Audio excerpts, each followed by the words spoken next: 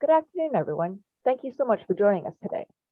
During this presentation, we're going to go over the SDLC assessment hardening as presented by Optiv. In this presentation, we're going to give an overview as to what the SDLC is, what an SDLC assessment is, and why it's of value to the client. So who are we? Brendon Collins and myself, Sharon Millar. I'll let Brendon introduce himself later, but for me, I am Sharon Millar. I'm a consultant here at Optiv in the application security group. I have been here for 3 years, but my tenure in the security sector is much longer than I would like to admit. I started out as a developer working on products that, as security consultants, we use during our actual assessments. Because I'm from a development background, I am most familiar with the middle pillars or business functions in the SDLC that we will go into much more detail during the course of this presentation. So then there is Brendon, who is a true SME on SDLC. Oh, you flatter, Sharon. My name is Brendon Collins. I'm a senior consultant here with Optiv. I've been with the organization for going on 9 years now, and have a combined 20 years of development and security experience. Like Sharon mentioned, the last few years of this, I've been focusing specifically on assessing and securing and maturing the software development lifecycle for clients. So what we're about to talk about today is near and dear to my heart. Whereas Sharon shared her expertise and kind of those middle 3 business functions, which we'll introduce here in just a moment, I tend to be strongest to the far left of the SDLC, even before the design process begins, with governance, policy, standards, training, and culture. That's where I thrive, and that's where I like to explore and help clients the most. Okay, so specifically what we're going to go over today is outlined here. First of all, we're going to give a brief overview of SDLC and the OWASP SAMM model. Then we're going to go through what a typical playbook for an SDLC engagement is, what the steps are, and what is needed to make it successful. Then we're going to follow up with a mock interview of a fictitious company and give you a feel for what the interviews look like and the questions and how we do the scoring. Next, we're going to present the low-hanging fruit for improving this company's security postures. And what we mean by low-hanging fruit is quick wins, low investment, both in time and money, that a company can make to make a big impact on their security score. Then we're going to go into a revised SDLC scoring, showing the results of these improvements. So this is going to be like a what if. What if this company did what Optiv suggested? How much could it improve its score? And what we're talking like maybe less than a month. So a really quick win. Then we're going to go through the second part of Optiv's offering, which is a 3-year hardening plan. And that's going to go through the steps, that a long-term step, obviously 3 years, that a company can do to get themselves to the security posture that they need to be at for their business and their vector. Finally, we're going to have questions. Now, this is a recording, so obviously these questions will not be live, but we will be on the Discord channel. So please jump on there. And Brendon and I will both be on there monitoring it, and you can ask questions either as we're presenting, or you're seeing the presentation, or at the end. So what is SAMM? SAMM is a software assurance maturity model and is a framework for measuring an organization's security software posture. And it is put out by OWASP, and it is holistic in the sense that SAMM covers more than just the build, verify, deploy cycles, but includes the organizational governance to the far left of the SDLC and operational management, which is to the far right. It is also technology and process agnostic. So we're not going to say to our clients, you need to be using these tools, or you need to be using these kind of documentation software. It's all going to be up to them as long as they're doing what they need to be done. We don't care what tools they're using. And it's which is good, because a lot of the tools that your bigger corporations can use are not going to be outside of the scope and the budget for a smaller organization. So we wanted to be sure that you want to do these things, but how you do them or what technologies you use, we don't care. Lastly, it's measurable and iterative. Not only is this organization numerically scored, but it's also provided, as we talked about, a 3-year hardening plan on how to get from where they are to where they need to be as far as their SDLC security model.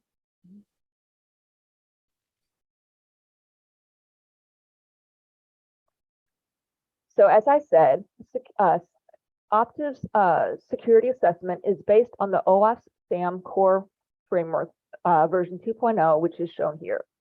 And here we can see, again, what we talked about, that there's 5 pillars, sometimes referred to business functions, but business practices, but we call them pillars here at Optiv. And as you can see, it starts out on the left with governance, which is going to be how an organization goes through the actual overall software development lifecycle. And this is typically going to focus on cross teams interaction. So you want to make sure that what development is doing is in step with what QA is doing, or business practice, or things like that.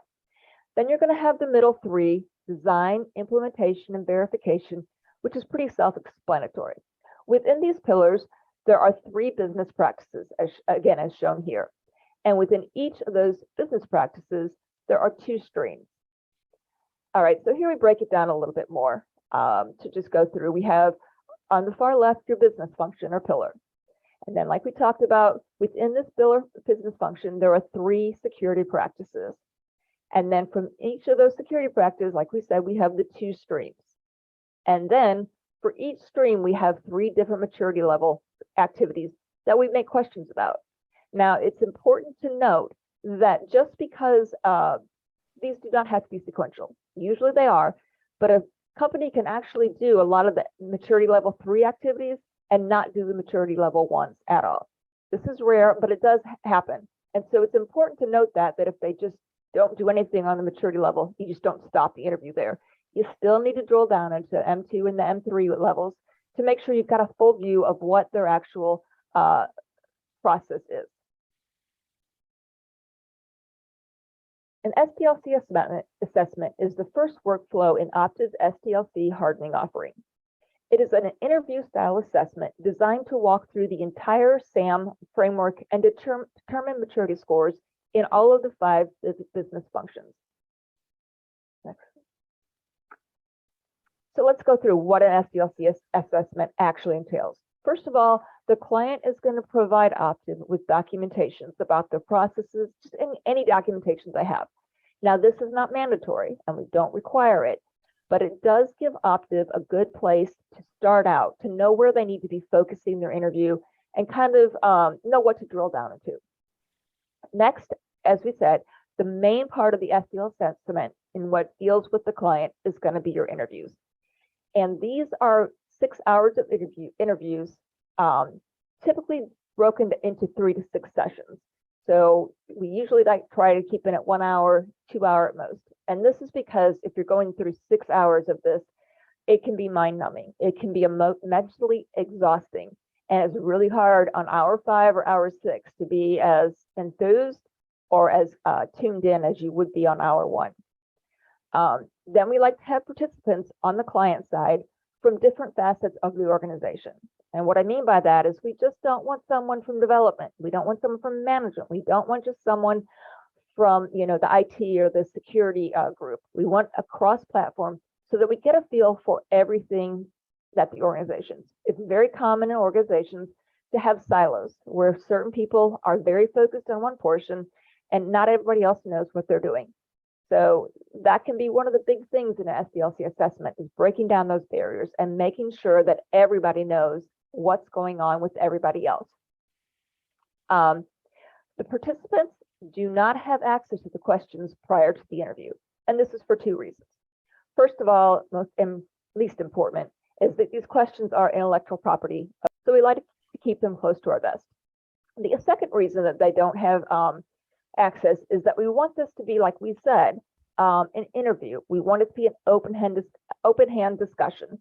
We don't want them to have already reviewed the questions, got their canned answers, and already have set in their mind what they're going to answer. So if it's more impromptu, they're not prepared as much, about exactly what we're going to ask. And that really does help make it more interactive, and which is what you need for a successful SDLC assessment.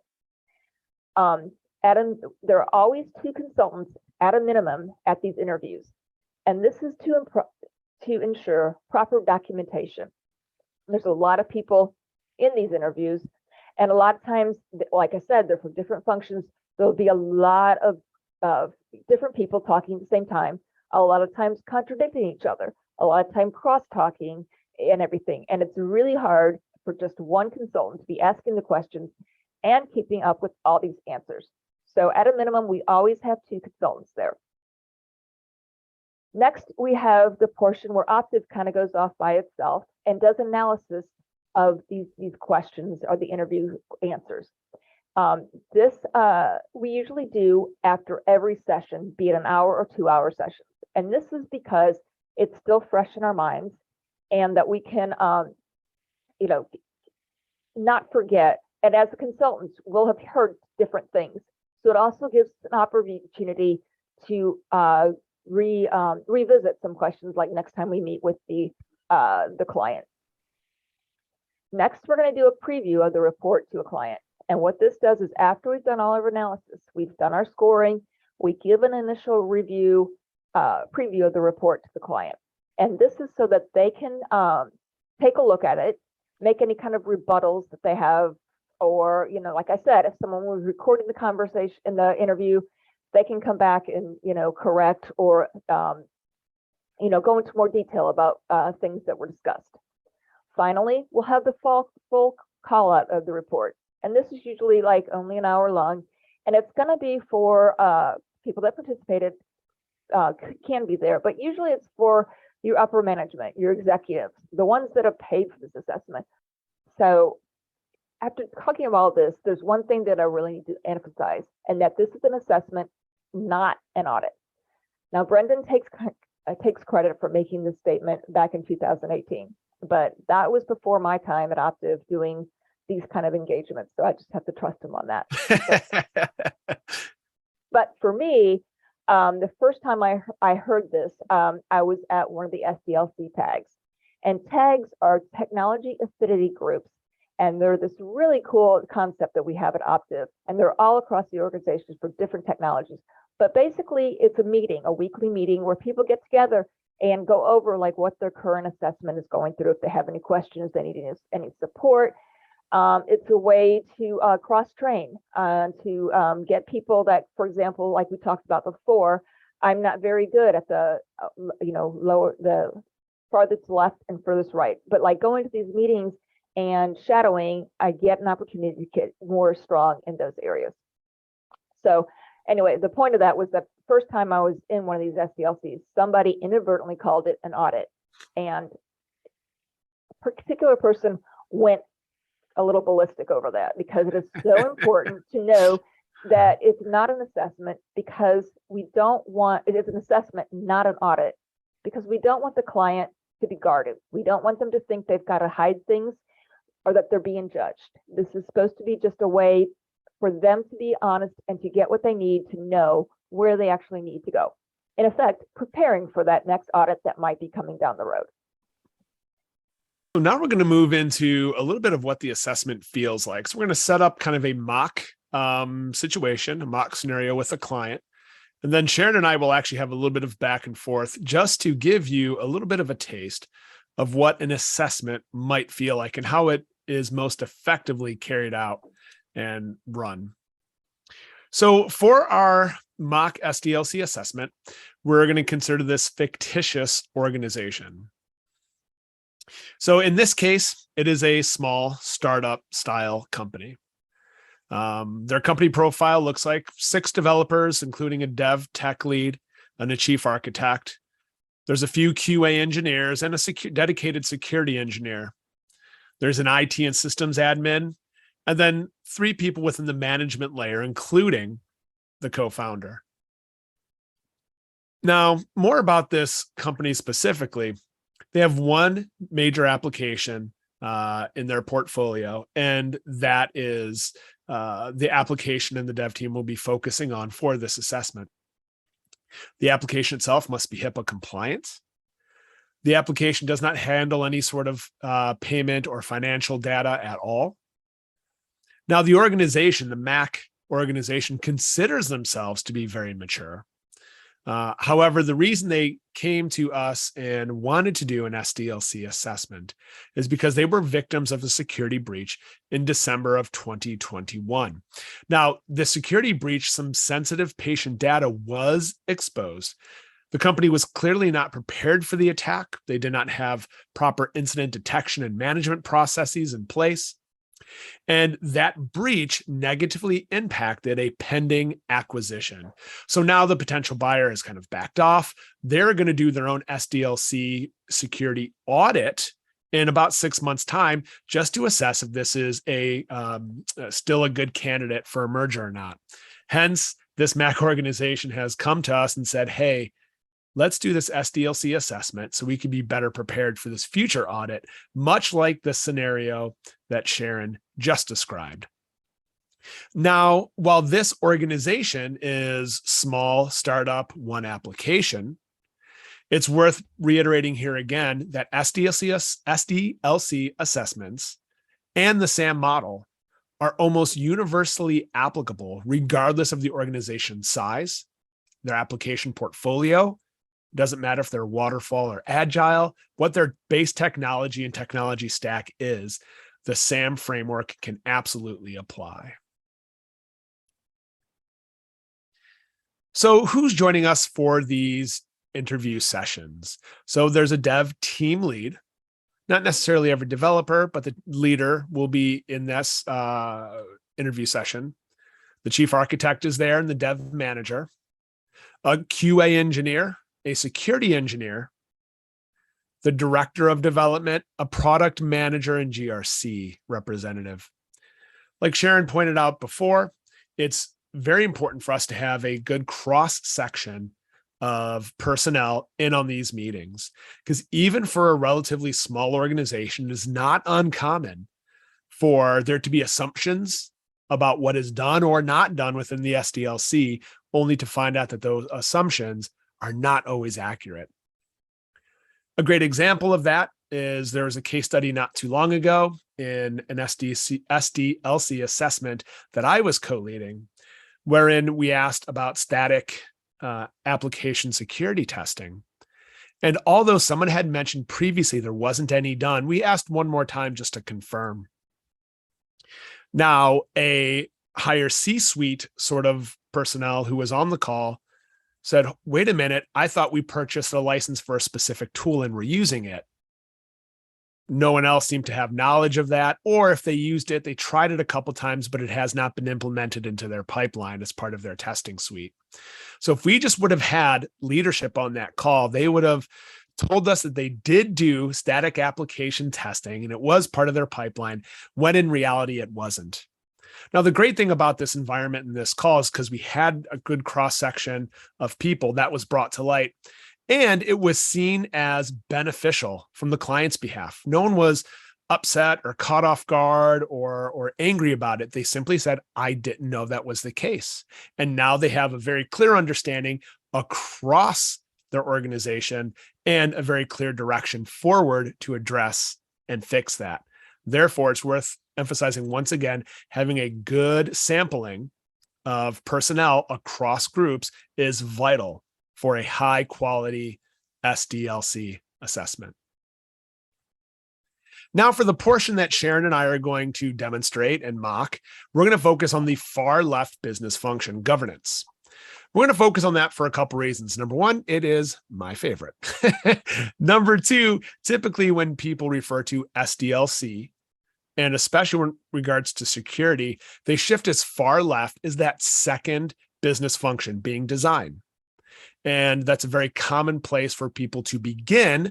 And it's a very common place for people to shift to if they shift left. However, it's important to note that the governance business function goes even farther left. And that's where we want to start today because it's not often addressed or talked about. So drilling down into the governance practices, the three security practices under this business function are strategy and metrics, policy and compliance, and education and guidance. And again, underneath those three security practices are the two streams. Let's drill down a little bit more. So we're going to focus on the policy and compliance security practice. And the two streams underneath that, stream A, are the policies and standards that an organization has, and stream B are external compliance management. Now let's look more specifically at stream A. So we've drilled down quite a bit. Within stream A, policy and standards, we're looking at three different maturity level activities.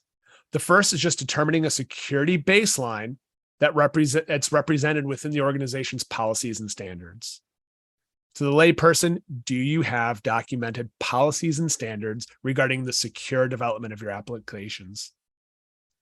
Level two is there a common understanding of how to interpret and apply these policies and standards? It's not uncommon for organizations to have these things, maybe even have them written up and put in a SharePoint or some common document repository. But are teams aware of these?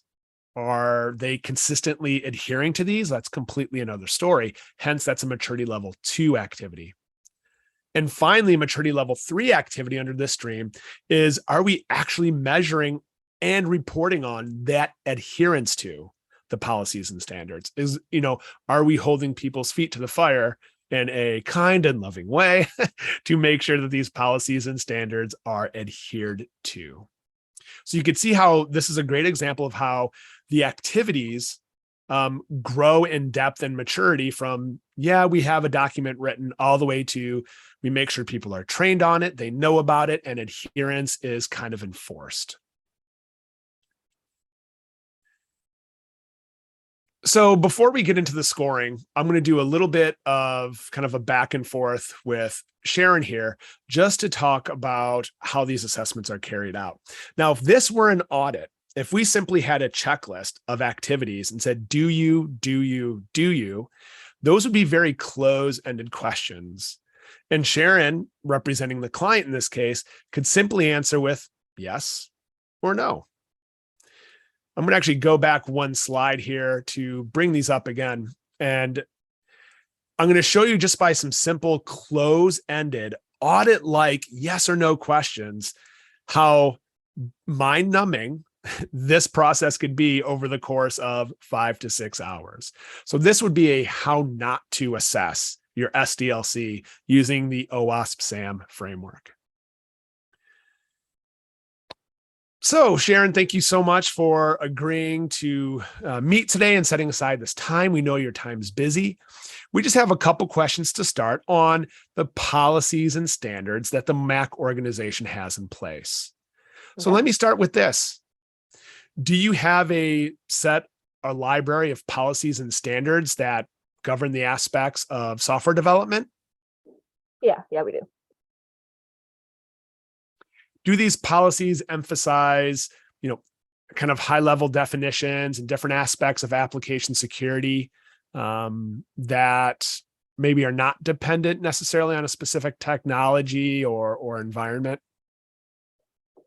I'm not sure what that really means, so I guess no.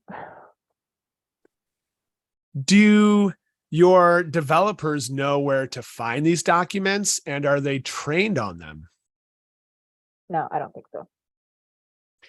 Now, I could go on. We're going to end the scene right there, but you could see how very much like a trip to the dentist, apologies to any dentists in the audience, that could feel like. I'm asking a very close-ended yes or no question. Sharon is giving 1, 2, or 3 word answers. And heck, even me just kind of reading something verbatim off of a list might not make sense to the client.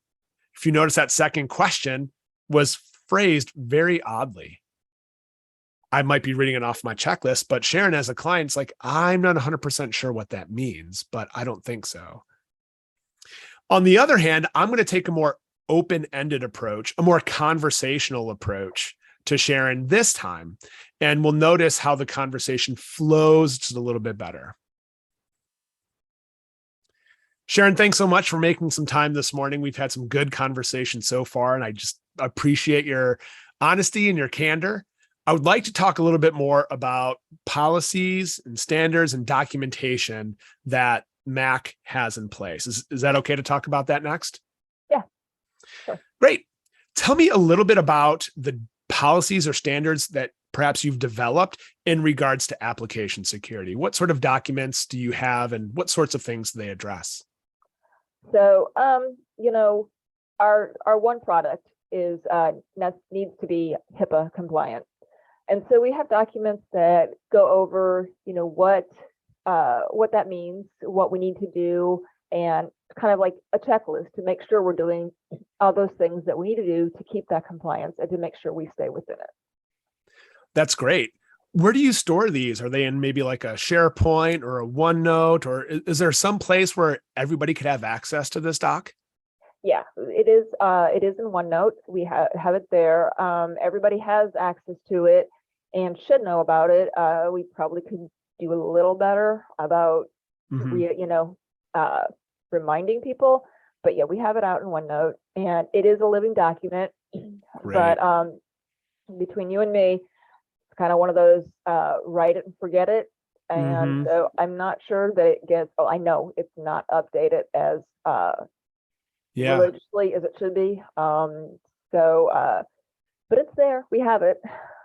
That's great. So, using it or storing it in even like a OneNote is just fine. Some organizations use something more formal like a SharePoint, but especially for an organization your size with an application portfolio of one critical application, knowledge sharing like that would be just fine.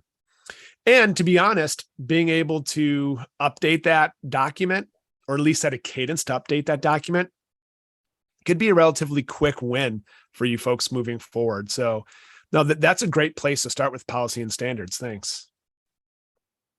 And scene. Do you notice how I gave Sharon most of the opportunity to talk there? I asked my questions and just kind of sat back. And instead of saying, do you, I asked, tell me about. Or I asked what sort of technology or document repository was used. And without me even needing to ask, how often do you review these documents? Because it was more of a conversational atmosphere and added, environment, Sharon, as the client, just willingly offered, we probably should be reviewing this more often, but I think we kind of just wrote it and forgot it. I didn't even need to ask. Sharon simply offered it. So another benefit of those open-ended questions, not only is it getting more information, but eventually you kind of build trust. Because it's a conversational sort of environment. They don't feel like they're being audited. Sharon, do you do this? And she's like, yes, no, my lawyer advised me not to answer that. I don't know. Instead, we're just two security professionals having a conversation, and then things flow a little bit more smooth that way. So let me talk a little bit about the scoring. Sharon had mentioned before, on each of those 3 maturity levels, we are scoring on a scale of 0 to 3, based on their adherence to that activity. So it's, again, going back to the idea that it's not an audit. If I were to ask yes or no questions, I would be missing a lot of nuance when I scored. So for example, let me move forward here to this slide. So for example, underneath the security practice, stream A, I'm asking about maturity level number 1. And in their instance, I asked them what policies and standards they have. I could approach this from a scoring perspective on an iterative basis as well. I could say, no, they don't have anything related to application security at all documented or written down, and given them kind of a 0 score. Or we can give incremental credit. Yes, they have some documents that cover some of their applications, or yes, they have good documentation covering most all of their application inventory. There are levels to which people can adhere to these maturity level activities. So asking a simple yes or no question will not give us a good reflection of what they're doing and a very accurate score.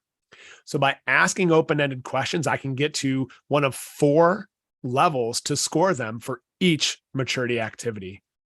Another reason why the SAMM framework is so good, because we can give partial credit. This isn't like a compliance audit where you do it or you don't.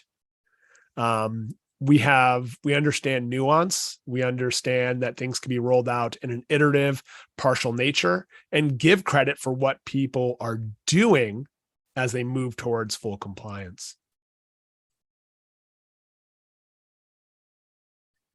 So let's step back and look at scoring for the Mac organization. So we finished 6 hours worth of interviews with Sharon and her team, and we came away with scoring that looks like this. Now, again, we score on a scale of 0 to 3, which 0 means you don't do anything along these lines at all. 3 means not only do you do these things, but you are very proactive in nature. You are now at a predictive sort of speed where you see things coming from a security perspective long before they ever get there. Focusing on that top business function in blue, governance, we spoke specifically in our mock about policy and compliance as a security practice, and they scored a 0.25. Let's take a quick look at what drove that score.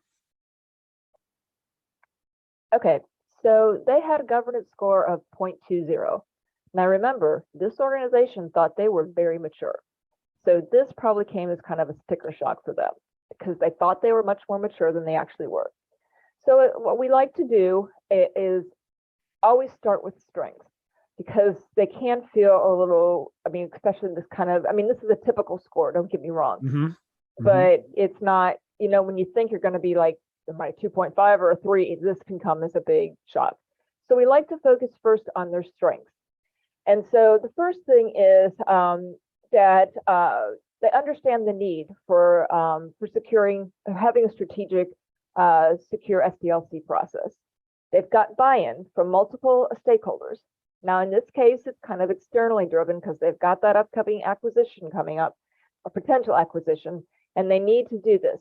And so they probably feel a lot of pressure to do very well on this. And then finally, they have security awareness training, and it's required for all employees annually. And we list this as a strength.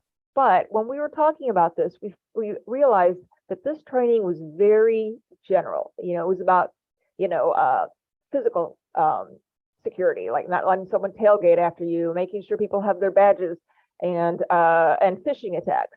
So it was very broad and not specific to the roles within the organization. So then we had the weaknesses. And again, we like to do the strengths first and then go to the weaknesses. And so we, like I said, that they do have policy and standard documentation, and they but they're not sure how much they're adhered to. They don't know how well publicized they are. And so this can be something they can solve very quickly or very easily, excuse me, with like a group email or bringing it up on a team meeting or something like that. But and then next, they know they have to be HIPAA compliant, but they don't have a real understanding of what that means. So they know they have these check boxes, but they don't know, like, fundamentally, what is the mindset that they need to have as security in order to get to this compliance. So in other words, doing it not only, in fact, but also doing it in nature. So knowing where you need to go with this and thinking about it so that it's not an afterthought, but actually ongoing in your actual, process. And finally, they had no understanding of an enterprise level risk assessment. And this is very common. It's a very broad thing. And if you've never been through one of these, like threat modeling or an SDLC assessment, it's kind of a very confusing term. And as such, they had no idea what their appetite was. And obviously, they didn't even know what their appetite was. So these are some of the initial things that compiled that original score of 0.20. So now we're going to talk about low-hanging fruit. We mentioned this earlier several times, but again, just to go over it, low-hanging fruit is going to be those small steps that you can take as an organization to get a big bump in your security score. So they're going to be things that are short-term, easy to implement, and not a lot of impact on like your scheduling or your budget or things like that. So that's what we mean by low-hanging fruit. So let's take a look at what happens after they do this low-hanging fruit. So this is assuming that they have taken into account these suggestions that were made by Optiv. And you'll notice that their security score more than doubled. Now, it's still 0.45, which is probably not what they're looking for, but it's also important to note that when they're going through this assessment and when they're preparing for an audit, one of the things that they'll emphasize in the audit is, what are your plans going forward? So let's take a look at it. First of all, we're going to evangelize better our policy and standards. We're going to train at least half of your development teams to be up to date on these. And we kind of brings up, and we don't mention it here, but the concept of a security champion. And so that you've got somebody in your organization that's very passionate to the point of being obnoxious about security. So next we're going to do is create role-based training. Again, we talked about they have very generic types of training, but they don't go into like secure coding practices. They don't go into, for IT or, what that means for them as far as, legacy systems and bringing things on board and making a concise, like everybody's using the same tools and the same library version. So they don't have any kind of training on that. Like, again, they were just talking about, don't let someone tailgate after you into your physical thing, which is obviously an important thing, but it does not go nearly in depth as to what they need to do for their security training. Next, they should have documents with compliance requirements for the crown jewel. Now, in this case, they only have the one application, but it does need to be HIPAA compliant. So kind of going in and making sure, again, that they're compliant, not just in a yes and no, but they understand. So if we're going to add this new feature, what does that mean as far as our compliance? And you want to do that at design time, not at verification time or audit time, when that comes across. Finally, they're going to create a risk appetite statement. And this will be used as a focal point for executing the rest of their SDLC initiatives. So we're going to take those low-hanging fruit and we're going to expand those out. So really phase 2, after we do an SDLC assessment, is we create a hardening plan. And this plan, after this low-hanging fruit is offered, after these organizations go ahead and do some of these little quick wins to give initial bump in their maturity score, we could talk about a more holistic 3-year hardening plan. So this is what a hardening plan example might look like. You can see we have 12 quarters worth of SDLC initiatives planned out for the client. And by planned out, we simply don't mean that we say, hey, you need to do this policy and compliance thing, and then this education and guidance thing. Instead, these SDLC initiatives are tailored specifically for the client. So in this mock example that we gave, we would perhaps write up a policy and compliance document template for how all of their policies, compliance and standards should look. We could talk about exactly where they're stored, how people are trained and educated on them, and how to enforce adherence. We could come up with a full document just on that one SDLC initiative. And by full document, I mean it could be anywhere from 5 pages upwards of 10 to 11 pages.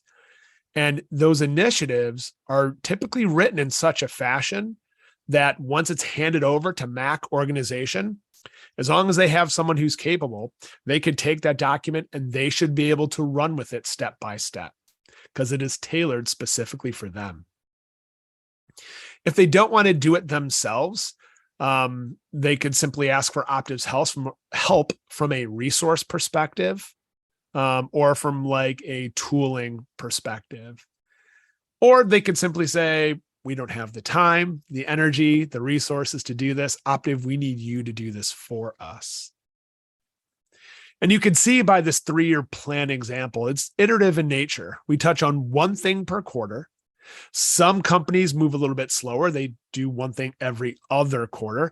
Again, this is dependent upon their current maturity level, their risk appetite, what sort of resources they have available, what sort of personnel they have available to execute. And not only are they designed to iteratively be carried out and build on top of one another, they are designed to iteratively increase their maturity score.